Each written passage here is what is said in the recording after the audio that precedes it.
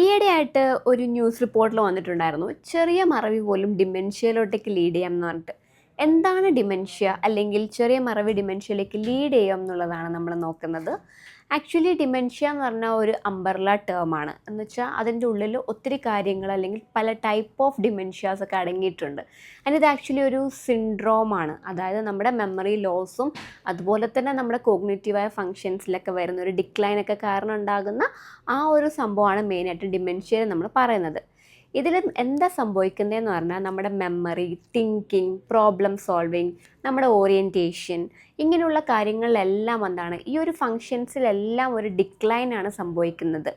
And പല type of dementias ഉണ്ട്. അതായത് അൽഷിമേഴ്സ് ഡിസീസ് ഉണ്ട്, dementia with Lewy bodies, vascular dementia, fronto temporal dementia, പിന്നെ അതുപോലെ തന്നെ മിക്സഡ് ഡിമെൻഷ്യാസും കാണുന്നുണ്ട്. അപ്പോൾ അൽഷിമേഴ്സ് ഡിസീസൊക്കെ ഈ ഡിമെൻഷ്യയുടെ അണ്ടറിൽ വരുന്ന ഒരു ഡിസോർഡറാണ്.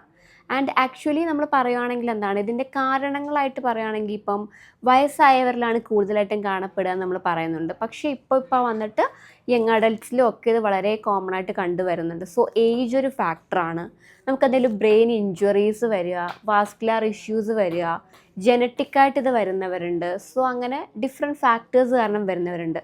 ആൻഡ് ഇതിൽ സംഭവിക്കുന്നത് എന്താണെന്ന് വെച്ചാൽ ഇവർക്ക് മെമ്മറി ലോസ് ഉണ്ടാകുന്നു, ഒരു ഓറിയൻറ്റേഷൻ ഉണ്ടാകുന്നില്ല, പ്രോബ്ലം സോൾവിങ്ങിൽ ബുദ്ധിമുട്ട് വരുന്നു, കമ്മ്യൂണിക്കേറ്റ് ചെയ്യുമ്പോൾ ആ ഒരു വേർഡ്സ് ഒന്നും കൃത്യമായിട്ട് കിട്ടാതെ വരിക, ഒരു അറിയാവുന്ന സ്ഥലത്ത് പോയാൽ അവിടെ സ്റ്റക്കായി പോകുന്നൊരവസ്ഥ, ഫെമിലിയർ ആയിട്ടുള്ളതാണെങ്കിൽ പോലും എങ്ങോട്ട് പോകണം എന്ത് ചെയ്യണം എന്നറിയാത്തൊരവസ്ഥ വരുന്നു.